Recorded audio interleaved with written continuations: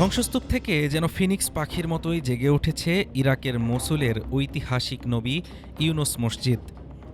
এক দশকেরও বেশি সময় পর আজ আবার এখানে ধ্বনিত হল আজান। কাতারবদ্ধ হলেন হাজারো মুসল্লি।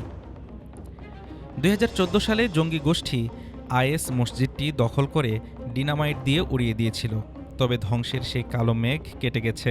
১১ বছর পর সংস্কার শেষে মসজিদটি খুলে দেওয়া হয়েছে সাধারণ মানুষদের জন্য। নিনাওয়া প্রাদেশিক পরিষদের সদস্য মোহাম্মদ হারিস জানান, এই মসজিদটি নিনাওয়ার মানুষের ঘুরে দাঁড়ানোর সক্ষমতা এবং ধ্বংসস্তূপ থেকে উঠে এসে পুনরায় সবকিছু গড়ে তোলার দৃঢ় সংকল্পের এক অনন্য প্রমাণ। স্থানীয়দের সাহায্য ও অনুদানে নতুন রূপে সাজানো হয়েছে এই চত্বর।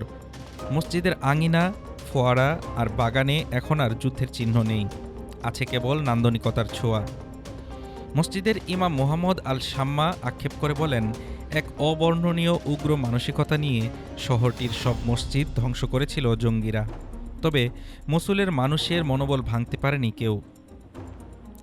ইউনেস্কো এবং আরব আমিরাতের অর্থায়নে reviving the spirit of Mosul প্রকল্পের মাধ্যমে শহরটির হারানো গৌরব ফেরানোর কাজ চলছে।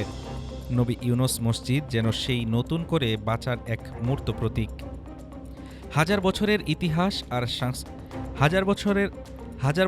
ইতিহাস আর সংস্কৃতির এই জনপদ আবারও জানান দিচ্ছে, ধ্বংস নয়, সৃষ্টি শেষ কথা। হাফিজুর রহমান তুষার, ঢাকা টুডে।